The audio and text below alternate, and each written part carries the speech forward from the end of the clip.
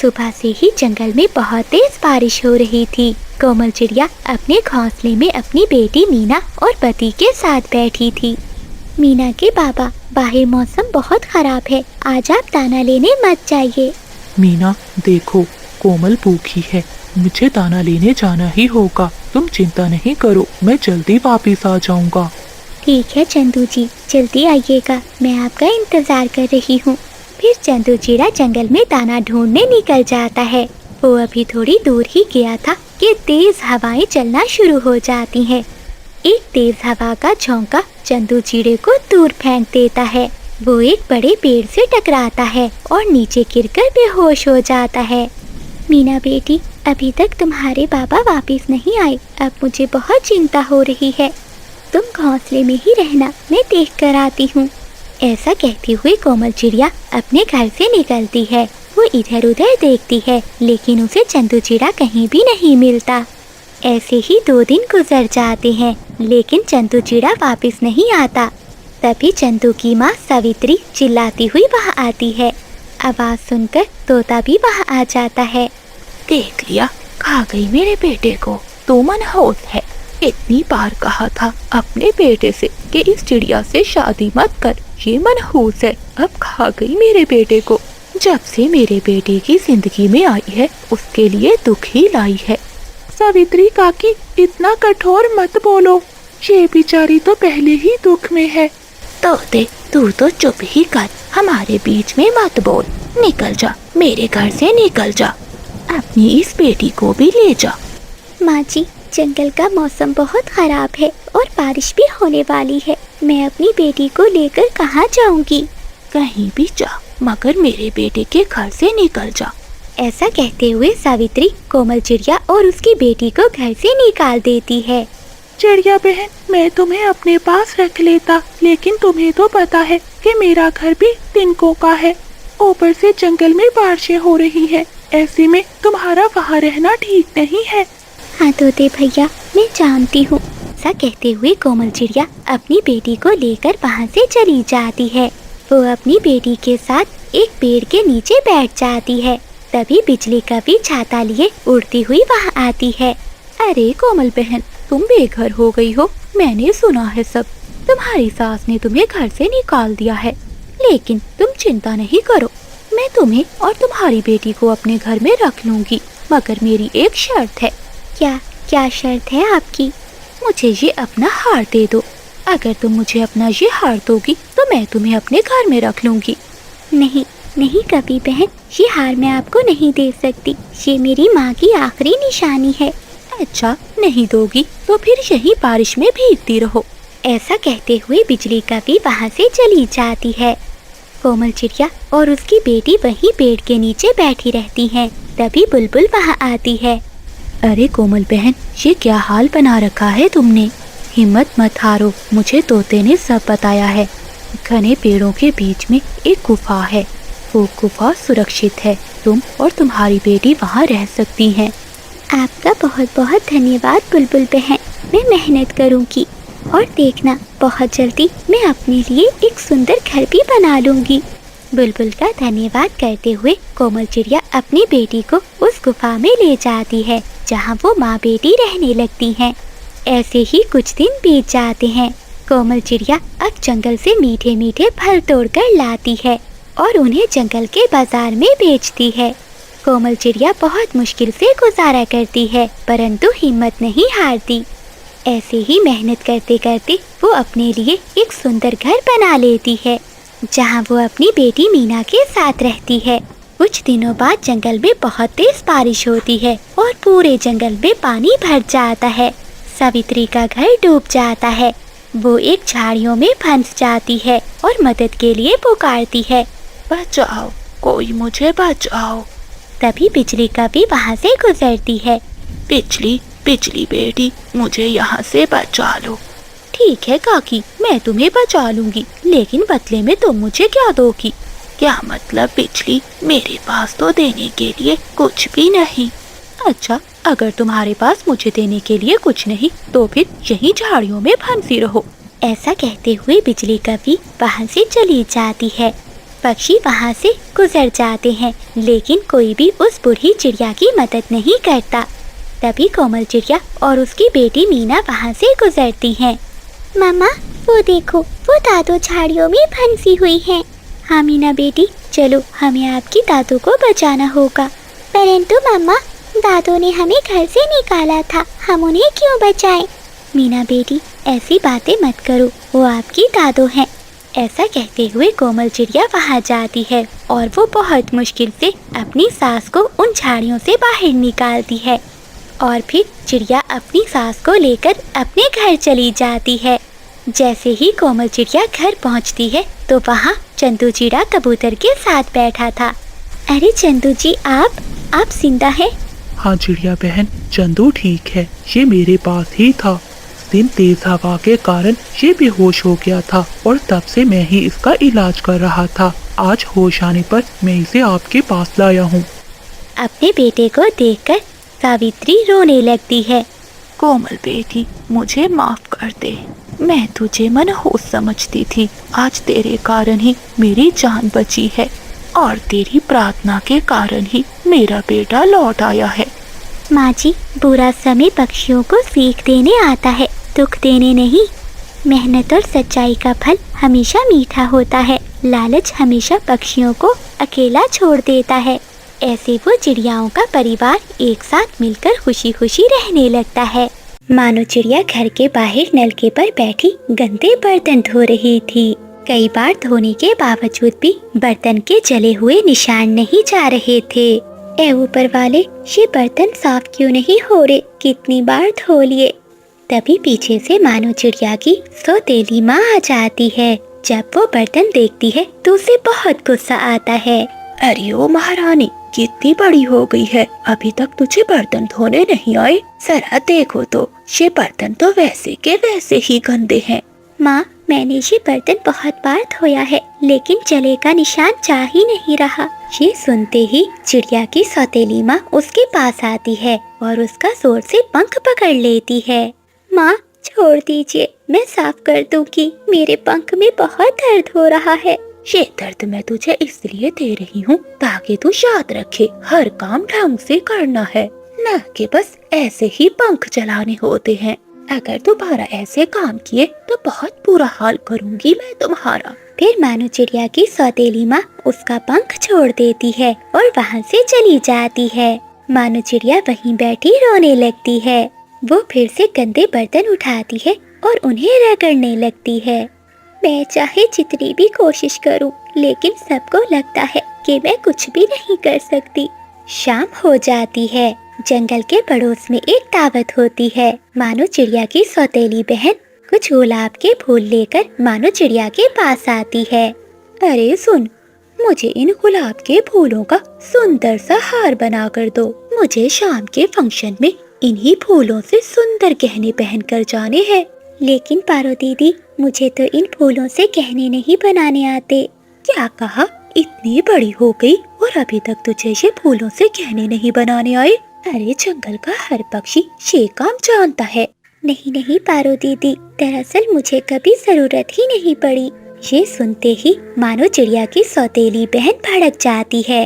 वो एक गुलाब के फूल का कांटा तोड़ती है और जोर से मानो चिड़िया के पंख में मारती है।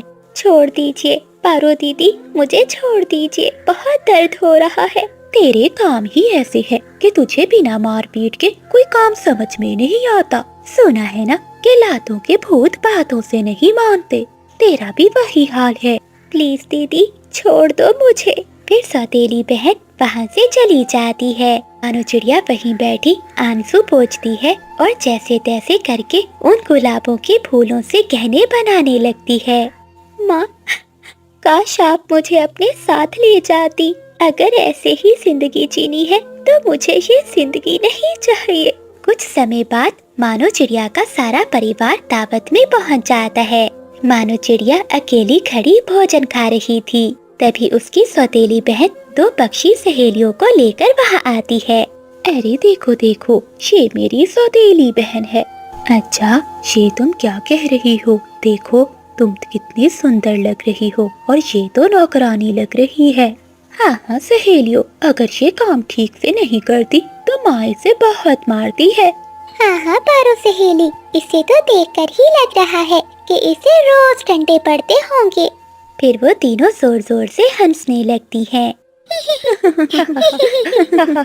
मानो चिड़िया की आंखों में आंसू आ जाते हैं और वो वहाँ से चली जाती है। मानो चिड़िया रसोई में रोटी बना रही थी, तभी उसकी सौतेली माँ वहाँ आ जाती है।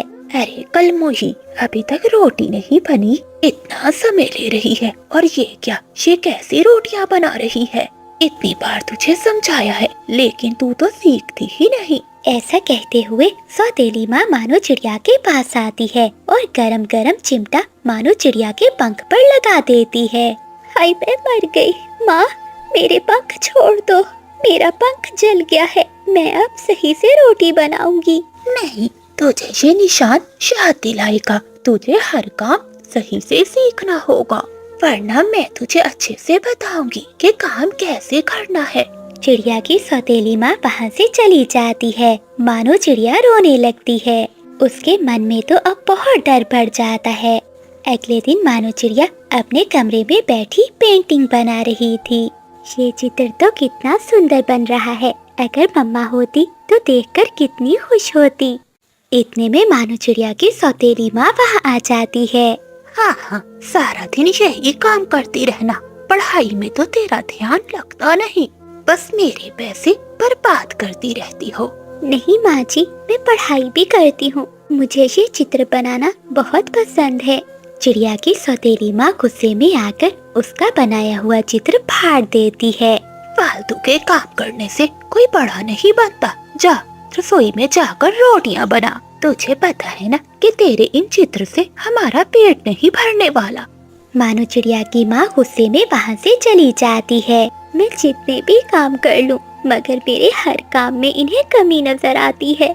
मेरी तो किसी को कोई कदर नहीं है। मेरी माँ कहती थी कि मैं एक दिन बहुत बड़ी चित्रकार बनूंगी। क्या सच में मैं कभी चित्रकार बन पाऊंगी? ये सब तो मुझे चैन से जीने भी नहीं देते। यहाँ तो मेरी कदर ही नहीं है और ना ही मेरे सपनों की।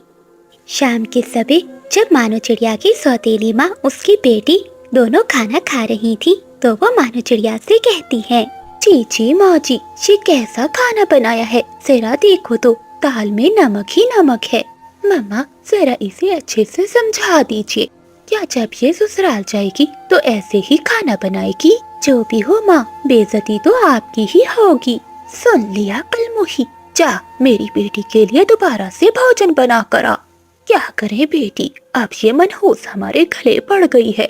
रोती हुई मानो चिड़िया फिर से रसोई में जाती है और खाना बनाने लगती है। अगले दिन मानो चिड़िया का पिता घर लौट आता है। माँ जरा जल्दी आइए, देखिए पिताजी आ गए। बाबा मैंने आपको फ्रॉक का कहा था, क्या आप लेकर आए हैं? हाँ मेरी बेटी, ये लो अपना फ्रॉक, मैं सब कुछ लाया हूँ जो तुमने कहा था। तभी मानो चिड़िया अपने पिता से कहती है, बाबा मैंने आपको कलर का कहा था, क्या आप वो लेकर आए हैं? ये सुनते ही मानो चिड़िया के पिता को गुस्सा आ जाता है। ये सब बेकार की चीजें हैं, क्या मैं तेरे ऊपर अब अपने पैसे जाया करूं? लेकिन बाबा मुझे कलर करना पसंद है। ये सुनते ही चिड़े को गुस्सा आ जाता है और वो अपनी बेटी के एक जोरदार पंख मारता है। बहुत जुबान चलने लगी है तुम्हारी। तेरी माँ ठीक ही कहती है कि तू कोई काम भी ढंग से नहीं करती, तू बस घर के काम करने पर ध्यान दे। ये सुनकर मानो चिड़िया रोने लगती है। ठीक है पापा, मैं सीख लूंगी। चिड़िया की सौतेली माँ और बहन देखकर मुस्कुराती हैं, लेकिन कुछ भी नहीं कहती। उसी जंगल में एक अमीर चंदू चिड़े का परिवार भी रहता था, लेकिन वो उस जंगल में मामूली से घर में रहते थे। जंगल में किसी को भी नहीं मालूम था कि वो बहुत अमीर पक्षी हैं, क्योंकि उनका असली बिजनेस विदेश के जंगल में था। शाम के समय मानो चिड़िया अकेली नदी पर बैठी चित्र बना रही थी। वहीं पेड़ के पास चंदू चिड़ा खड़ा होता है और वो मानो चिड़िया को देख रहा होता है।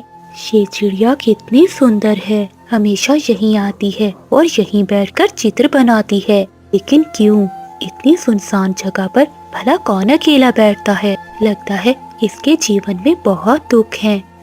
कभी कभी तो मैं इसे चुपचाप रोते हुए भी देखा है। ऐसा क्यों होगा? तभी चंदू चिड़ा मानो चिड़िया के पास आता है। अरे तुम कौन हो और यहाँ क्या कर रहे हो? तुम मेरा पीछा कर रहे हो? नहीं नहीं, मैं तो बस आपके चित्र देख रहा था। क्या क्या सच में? हाँ, आपके चित्र तो बहुत सुंदर हैं। क्या सच में? तुम झूठ तो नहीं बोल रहे? नहीं नहीं। फिर मानो चिड़िया चुप हो जाती है और चंदू चिड़ा मानो चिड़िया के साथ बैठ जाता है और वो वहीं बैठे बातें करते रहते हैं। अगले दिन चंदू चिड़ा अपनी माँ को बताता है। ठीक है बेटा, अगर तुम्हें वो पसंद है तो हम सबको भी पसंद होगी। मैं आज ही वहाँ जाती हूँ और तुम्हारे रिश्ते की बात करती हूँ। फिर चंदू चिड़े की माँ रिश्ता लेकर मानो चिड़िया के घर जाती है। बहन जी, जरा बताइए तो आप कहाँ के रहने वाले हैं? अरे अरे बहन, हम भी इसी जंगल में रहने वाले हैं। हमारा एक छोटा सा घर है जिसमें हम सबकी जिंदगी गुजर रही है। ये सुनते ही चिड़िया की सौतेली माँ मन ही मन में मुस्कुराती है। अरे वाह वाह, बूढ़ी किस्मत उस नौकरानी की। जब शादी होगी उसकी तो उसे वहाँ जाकर भी यही अत्याचार झेलना होगा। वहाँ भी पीटेगी, रोएगी और 2 वक्त की रोटी को तरसेगी। यही इस चिड़िया की असली औकात है। फिर चिड़िया की सौतेली माँ रिश्ते के लिए मान जाती है। चंदू चिड़े और मानो चिड़िया की शादी हो जाती है। मानो चिड़िया जब अपने ससुराल में जाती है तो वो बहुत डरी हुई थी। बेटी डरो नहीं, ये तुम्हारा अपना ही घर है। आज से तुम ही इस घर को संभालोगी। ये कहते हुए चंदू चिड़े की माँ मानो चिड़िया को गले से लगा लेती है। ये देखते ही मानो चिड़िया की आंखों में आंसू आ जाते हैं। जिस प्यार के लिए वो बचपन से रो रही थी वो अब उसे ससुराल में मिलने लगा था। अगले दिन जब मानो चिड़िया की सौतेली माँ और उसकी बहन चिड़िया के घर आती हैं, तो वो देखकर हैरान होती हैं। मानो चिड़िया सजी सबरी और सोने के हारों से लदी हुई बाहर आती है। अरे ये क्या मम्मी, तुम तो कह रही थी कि भिखारियों के घर में शादी कर रही हूँ मानो की, लेकिन जरा देखो तो ये तो बहुत अमीर है। अरे बहन जी, तुमने तो कहा था कि हमारा यहाँ छोटा सा घर है। हाँ बहन जी, ये छोटा सा ही तो घर है। हमारी बड़ी बड़ी कोठियाँ तो विदेश के जंगल में है। हमें तो बस यहाँ रहना पसंद है। माँ, तुमने मेरे साथ अच्छा नहीं किया। अगर अमीर रिश्ता था तो मेरा घर देती। यहाँ पर इस बेकार नौकरानी चिड़िया को भेजने की क्या जरूरत थी? बेटी, अब क्या कर सकते हैं, तुम्हारी किस्मत। हाय हाय पक्षियों, देखो मेरा सब कुछ लुट गया। मेरी जादुई घड़ी चोरी हो गई है। हाय मेरा भाग्य, अब ये मेरा महल जैसा घर बर्बाद हो जाएगा। बादल कव्वे की माँ सावित्री ऐसे चिल्ला चिल्ला कर पक्षियों को बुला रही थी। चिड़िया, भोजन छोड़ो। लगता है जो बरगद वाले बड़े पेड़ पर कौवों का घर है वहाँ किसी ने चोरी की है। माँ जी की वो घड़ी कोई मामूली चीज नहीं थी। वो तो सदियों पुराने उनके परिवार की एक निशानी थी जिसे माँ जी बहुत संभाल कर रखती थी। हाँ तोते, देर ना करो। मुझे तो पहले ही शक था बादल कव्वे पर। वो अपनी माँ और पत्नी की पीठ पीछे उस पिंकी कव्वे के साथ कोई खिचड़ी पका रहा है। ऐसा कहते हुए कोमल चिड़िया और चीकू तोता कव्वों के घर जाते हैं। वहाँ बादल कव्वा बड़ी चालाकी से अपनी माँ के आंसू पोंछ रहा था।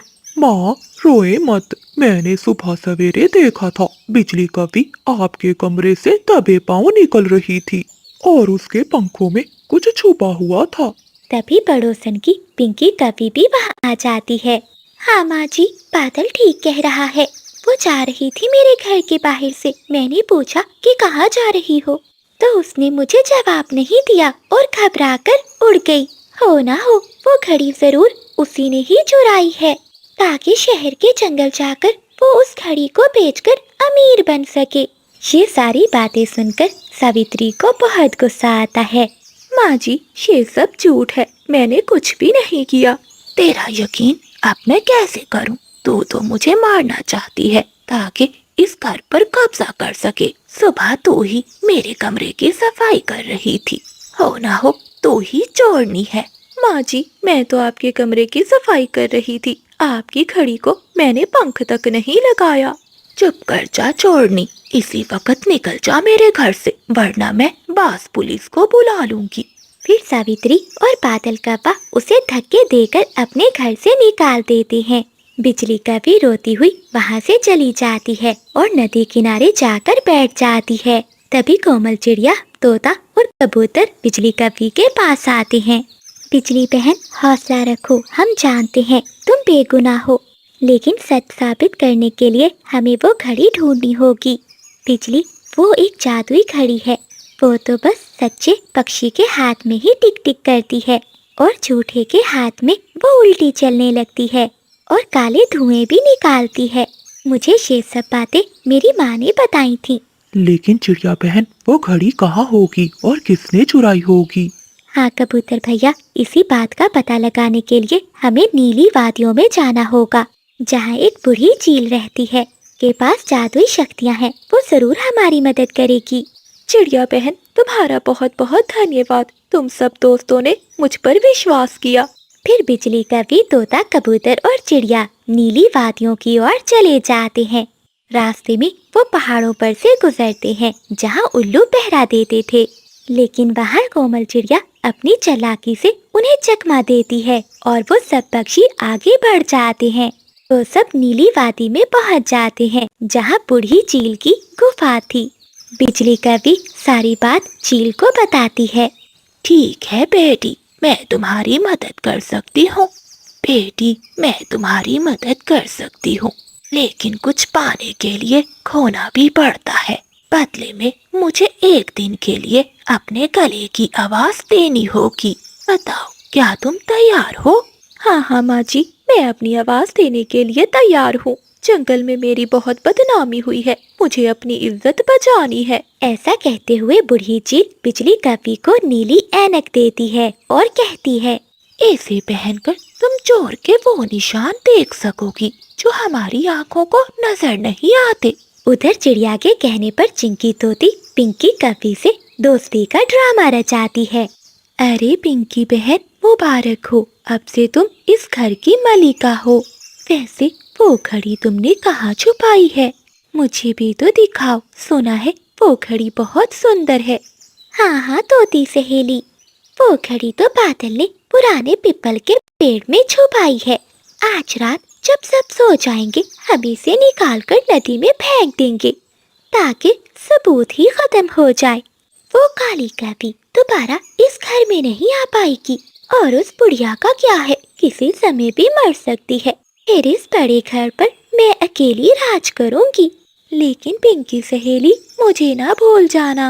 नहीं नहीं, तू मेरी बहुत अच्छी दोस्त है, तुझे तो मैं मीठे मीठे फल खिलाऊंगी। चिंकी तोती वहाँ से चली जाती है। वो जाकर सभी पक्षियों को पिंकी कव्वी की चाल के बारे में बता देती है। रात हो जाती है। बादल कव्वा और पिंकी कव्वी पीपल के पेड़ के पास जाते हैं। पीछे से बिजली कव्वी अपनी सास और सभी पक्षियों को लेकर ऐनक लगाए उनके निशानों के पीछे पीछे उड़ती है।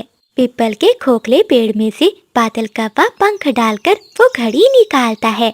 तभी बिजली कव्वी सभी को लेकर वहाँ आ जाती है। देख ले माँ जी, घड़ी किसके पंखों में है? सावित्री ये सब देखकर बहुत दंग रह जाती है। जैसे ही बादल कव्वा वो घड़ी अपने पंखों में लेता है तो घड़ी उल्टी चलने लगती है और उसमें से काला काला धुआं निकलने लगता है। बादल, मेरे अपने खून ने मुझे धोखा दिया। तूने अपनी पत्नी पर इल्जाम लगाया और मेरे पंखों से बहुत बड़ा जुल्म करवाया। नहीं नहीं माँ, मैं तो ये घड़ी बिजली से बचाकर यहाँ छुपा रहा था। झूठ मत बोलो बादल, ये घड़ी खुद गवाही दे रही है कि चोर तुम हो। तुमने ही पिंकी कव्वी के साथ मिलकर ये सारी साजिश की है। बादल, चिड़िया ठीक कह रही है। आज से मैं तुझे अपने घर से निकालती हूँ और मैं अपनी पूरी जायदाद बिजली कव्वी के नाम करती हूँ। जादुई घड़ी की चमक से बादल कव्वी के पर झड़ने लगते हैं और उसकी आवाज भी चली जाती है। अब वो एक बिना परों के और बिना आवाज के कव्वा बन गया था। उसे देखकर पिंकी कव्वी भी वहाँ से भाग जाती है। बेटी, मुझे माफ कर दे, मैंने हीरे की कदर ना की और कांच को ही अपना समझा। आज से ये घड़ी तुम्हारी अमानत है और तुम ही इसे संभाल कर रखोगी। सभी पक्षियों की बहादुरी ने एक बेगुनाह को इंसाफ दिलाया। बरगद के पेड़ पर वो बड़ा घर अब दोबारा खुशियों से भर गया था, क्योंकि वहाँ अब झूठ की कोई जगह ना थी। सच्चाई को छुपाया जा सकता है, लेकिन मिटाया नहीं जा सकता। जो दूसरों के लिए गड्ढा खोदता है वो खुद इसमें गिरता है। मुझे सच सच बताओ बादल, तुम्हारे परों से ये गुलाब के फूलों की खुशबू कहाँ से आ रही है? तुम तो कचरे से भोजन ढूंढने गए थे ना? सच बताओ, क्या तुम फिर उस नीली कवि के पास गए थे जो फूलों के बागीचे में रहती है?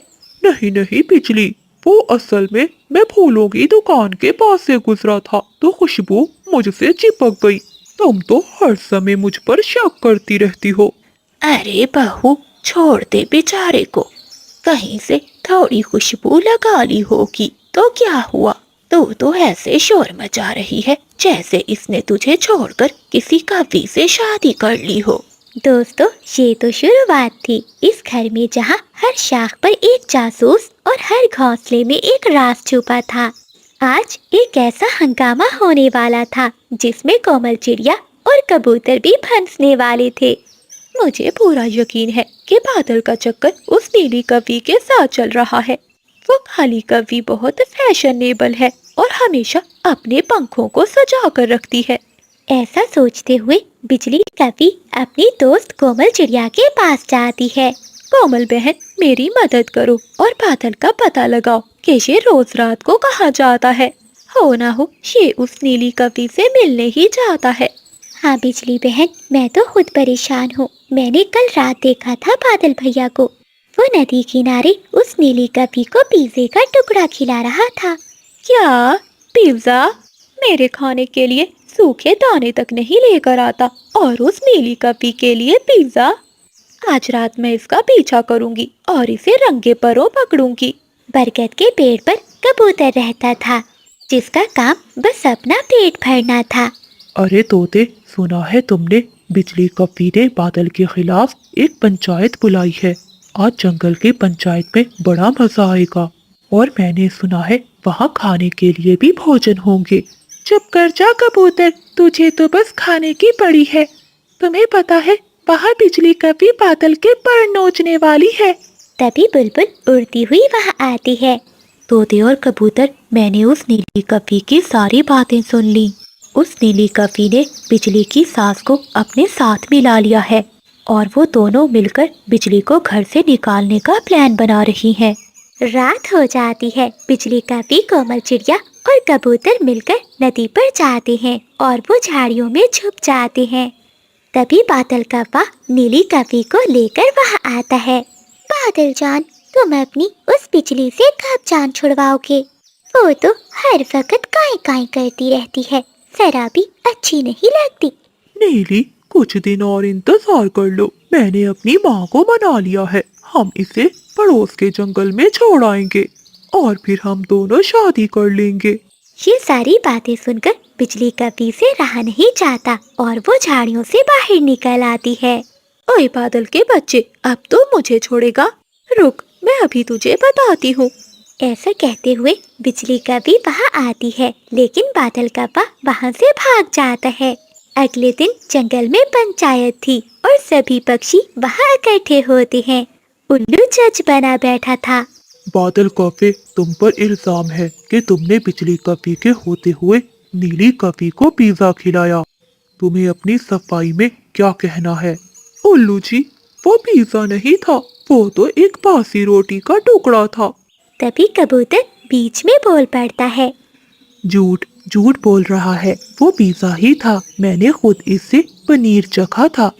इसी दौरान सावित्री ने अपना पैंतरा बदला। उल्लू, देखो, मेरी बहू बहुत बुरी है। हर समय मेरे बेटे से लड़ती रहती है और कभी भी मेरे बेटे को वक्त पर भोजन नहीं खिलाती। इसीलिए तो वो बाहर जंगल में मुंह मारता फिरता है। ये सब बातें हो ही रही थी कि तभी कोमल चिड़िया नीली कवि का बैग लेकर आती है। माँ जी, आप नीली कवि का साथ दे रही हैं। क्या आपको पता है कि नीली कवि ने आपके सोने का हार चुराया है? ऐसा कहते हुए कोमल चिड़िया वो बैग खोलती है तो उसमें से सोने का हार निकल आता है। हाय हाय, मेरा सोने का हार कब से ढूंढ रही थी मैं। मुझे लगा था कि ये इस बिजली कवि ने चुराया है। तो इसका मतलब मेरे घर में आज तक जो भी चोरियां हुई है वो सब नीली कवि ने की है। अरे ओ नीली, क्या तूने मेरे गहने चुराए? ये सुनते ही नीली कभी चुप कर जाती है। ओए बादल, अभी के अभी इस नीली डाइन को भगा दे। मेरी बहू बिजली ही बहुत अच्छी है, कम से कम वो चोरियां तो नहीं करती। फिर सावित्री अपना डंडा उठाती है और नीली कपी को पीटना शुरू कर देती है। बादल कपा बेचारा अपनी माँ और पत्नी के बीच में ऐसा फंसा था कि इसके आधे पर झड़ जाते हैं। नीली कपी वहाँ से भाग जाती है। बिजली, मुझे माफ कर दो। मैं आज के बाद किसी भी कवि को आंखें उठाकर नहीं देखूंगा। अच्छा, देखने के लिए तुम्हारी आंखें बचेंगी तो फिर ही देखोगे ना। ऐसा कहते हुए बिजली कपी बादल कपे को मारने लगती है। बादल कपा वहाँ से भाग जाता है और बिजली कपी बादल कपे के पीछे पीछे भागती है। अब बादल कपा घर में बिजली कपी के पाँव दबाता है और उससे माफिया मांगता है। जंगल में सुबह का समय था। कोमल चिड़िया ने अपनी मेहनत से एक बहुत ही सुंदर फलों का बागीचा लगाया था, जिसमें वो दिन रात मेहनत करती थी। कोमल चिड़िया के साफ और नेक दिल की वजह से बागीचे के पेड़ उसे बातें करते थे। कोमल बेटी, तुम्हारे बिना तो हमारा मन ही नहीं लगता। जल्दी से हमें पानी दे दो। हाँ हाँ मेरे दोस्तों, मैं अभी सबको पानी देती हूँ। तुम सब ही तो मेरे जीने की वजह हो। ऐसा कहते हुए कोमल चिड़िया पेड़ों को पानी देने लगती है। वहीं दूर बैठी चिड़िया की सौतेली माँ और उसकी सौतेली बहन ये सब देखकर जल भुन रही थीं। देख पारो, इस कोमल का बागीचा कितना हरा भरा है। पूरे जंगल में इसकी तारीफें करते हैं और सभी पक्षी हमारा मजाक उड़ाते हैं। मुझे लगता है अब इसका इलाज करना ही पड़ेगा। हाँ माँ, किसी तरह से इसका बगीचा हमारा हो जाए और फिर हम इस कोमल को जंगल से निकाल देंगे। वो दोनों बैठी ऐसे बातें कर ही रही थी कि तभी महाराज तोते के सिपाही आते हैं। चिड़िया, तोते महाराज ने कल अपने दरबार में दावत रखी है और उन्होंने खास तौर पर हमें तुम्हारे पास भेजा है कि कल की दावत में तुम्हारे बागीचे के मीठे फल ही आएंगे। ठीक है उल्लू सिपाही, अगर महाराज ने कहा है तो कल मैं फल लेकर आ जाऊंगी। ये सुनकर चिड़िया की सौतेली माँ और उसकी सौतेली बहन और भी गुस्से में आ जाती हैं। रात होते ही चिड़िया की सौतेली माँ और उसकी बहन घर से निकलती हैं। वो एक अंधेरी गुफा में कफे तांत्रिक के पास जाती हैं। आओ आओ सावित्री मौसी, मैं सब जानता हूँ। तुम उस चिड़िया को नीचा दिखाना चाहती हो तो ये लो, ये जादुई नींद का पानी है। इस पानी को कोमल के बागीचे में छिड़क दो। सारे फल कड़वे हो जाएंगे और जो भी इन्हें खाएगा वो गहरी नींद में सो जाएगा और फिर कोमल मुसीबत में फंस जाएगी। अरे वाह कफे तांत्रिक, तुम बहुत महान हो। चिंता नहीं करो, तुम्हें तुम्हारा हिस्सा मिल जाएगा। ऐसा कहते हुए चिड़िया की सौतेली माँ और उसकी बहन वो पानी लेती हैं और वहाँ से सीधा कोमल चिड़िया के बागीचे में जाती हैं। वो सभी पेड़ों पर जादुई पानी डाल देती हैं। अगली सुबह हो जाती है। जब कोमल चिड़िया अपने बागीचे में जाकर देखती है तो सभी पेड़ थोड़े मुरझाए हुए थे, पर उन पर लगे फल अभी भी ताज़ा लग रहे थे। वो अनजाने में वही फल टोकरी में भरकर तोते महाराज के दरबार में ले जाती है। अरे वाह कोमल चिड़िया, तुम्हारे फलों की महक तो बहुत अच्छी है। चलो सभी पक्षी मिलकर इन्हें खाते हैं। महाराज के ऐसा कहते ही सभी पक्षी वो मीठे फल खाने लगते हैं। जैसे ही महाराज और बाकी पक्षी वो फल खाते हैं तो जादुई नींद के असर से वो सभी वहीं सो जाते हैं। अरे ये सब क्या है? ये सब फल खाते ही ऐसे सो क्यों गए हैं? लगता है इन फलों में कुछ था। ऐसा सोचते हुए कोमल चिड़िया बुलबुल डॉक्टर को बुला कर लाती है। बुलबुल सभी पक्षियों को दवा देती है। काफी देर बाद महाराज को होश आ जाता है। कोमल चिड़िया, ये सब तुम्हारी वजह से हुआ है। तुम्हारे फल कड़वे थे। न जाने तुमने उसमें क्या मिलाया था। सिपाहियों, पकड़ लो इस चिड़िया को और लकड़ी के पिंजरे में बंद कर दो। तोते महाराज जी, मुझे माफ कर दीजिए, मैं नहीं जानती कि ये सब कैसे हो गया। सिपाही चिड़िया की एक बात भी नहीं सुनते और उसे कैद कर लेते हैं। चिड़िया रोने लगती है। जब कबूतर को पता चलता है तो कबूतर उड़ता हुआ कोमल चिड़िया के बागीचे में आता है। अरे, ये कोमल बहन के बागीचे के पेड़ सूख क्यों रहे हैं? मुझे इन्हें नदी का पानी देना होगा। ऐसा सोचते हुए कबूतर जल्दी से जाता है और नदी से साफ पानी लाता है। वो सभी पेड़ों को पानी देता है। पानी देते ही एक जादुई रोशनी फैलती है और पेड़ दोबारा बोलने लगते हैं। कबूतर, जाओ और कोमल को बचाओ। कोमल बेकसूर है। रात को इसकी सौतेली माँ और बहन ने कव्वे तांत्रिक के साथ मिलकर जादुई पानी हम पर डाला था ताकि दरबार में कोमल की बदनामी हो और उसे इस जंगल से निकाल दिया जाए। पेड़ की बात सुनकर कबूतर तेजी से उड़ता हुआ दरबार में जाता है और वो तोते महाराज को सारी बात बताता है। अच्छा, तो ये बात है। सिपाहियों, जाओ और जल्दी से चिड़िया की सौतेली माँ, बहन और कव्वे को पकड़ कर लाओ। महाराज के आदेश पर सिपाही तुरंत वहाँ से जाते हैं और वो उन्हें पकड़कर दरबार में पेश करते हैं। महाराज, यही है वो असली मुजरिम जिन्होंने मासूम कोमल को फंसाया था। क्यों? बताओ, क्या कबूतर ठीक कह रहा है? अगर झूठ बोला तो मैं तुम्हें हमेशा के लिए काल कोठरी में बंद कर दूंगा। तोते महाराज से डरकर वो सब अपना जुर्म कबूल कर लेते हैं। तुमने एक मासूम चिड़िया को फंसाया और पूरे दरबार की जान खतरे में डाली। मैं तुम तीनों को अपने जंगल से बाहर निकालने की सजा देता हूँ। फिर चिड़िया की सौतेली माँ, उसकी बहन और कव्वे तांत्रिक को जंगल से भगा दिया जाता है। महाराज तोता कोमल चिड़िया को रिहा कर देता है और ढेर सारे इनाम देता है। चिड़िया, मुझे माफ कर दो। मैंने सच्चाई जाने बिना ही तुम्हें दोषी ठहराया। महाराज जी, इसमें आपकी कोई गलती नहीं। मेरी माँ मेरे खिलाफ ऐसी साजिश कर सकती है, ये मैं नहीं जानती थी। फिर कोमल चिड़िया कबूतर भैया के साथ अपने हरे भरे बागीचे में वापस आती है, जहाँ चिड़िया के बागीचे के पेड़ पौधे खुशी से गीत गाते हैं।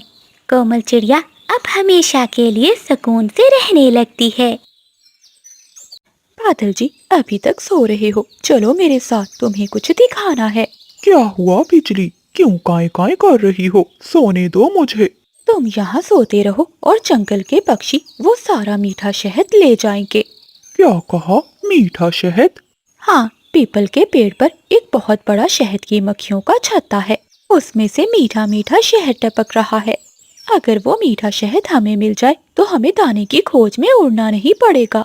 हाँ बिजली, चलो जल्दी जाकर वो शहद ले आते हैं। ऐसा कहते हुए वो पति पत्नी पीपल के पेड़ के पास जाते हैं। बिजली, तुम सही कह रही थी। ये छत्ता तो बहुत बड़ा है और ये छोटी मक्खियाँ तो नन्ही सी जाने हैं। मेरे एक पर के झटके से सभी उड़ जाएंगी। मैं अभी जाकर मक्खियों को हटाकर इस छत्ते पर कब्जा कर लेता हूँ। तभी चीकू तोता और कोमल चिड़िया भी वहाँ आ जाते हैं। रुको बादल, रुक जाओ। ये मक्खियाँ जितनी छोटी हैं, इतनी ही खतरनाक भी हैं। ये छत्ता इनका घर है। वो अपनी मेहनत की कमाई किसी को नहीं लेने देंगी। बेहतर यही होगा कि तुम नदी के पास जाकर गिरे हुए अमरूद खा लो। अरे मोटी चोंच वाले, तू तो डरता है। तू ही जाकर वो कड़वे अमरूद खा। मैं और बिजली तो आज इस मीठे शहद का ही नाश्ता करेंगे। बादल भैया रुक जाइए, तोता ठीक कह रहा है। शहद मीठा जरूर है, लेकिन इन मक्खियों का गुस्सा बहुत कड़वा है। आप रुक जाइए। अरे ओ छोटी चिड़िया, तू अपना काम कर, हमें मत सिखा कि हमें क्या करना है। बादल, तुम जाओ और मेरे लिए मीठा मीठा शहद लेकर आओ। ऐसा कहते हुए बादल का बात छत्ते की ओर बढ़ता है। बिजली कभी भी बादल के पीछे पीछे थी। कोमल चिड़िया और चीकू तोता डर के मारे झाड़ियों के पीछे छुप जाते हैं। अरे ओ छोटी मक्खियों, हट जाओ मेरे रास्ते से। अब ये शहद मेरा है। बादल कव्वे की बात सुनकर शहद की मक्खियाँ गुस्से में आ जाती हैं। छत्ते से ढेर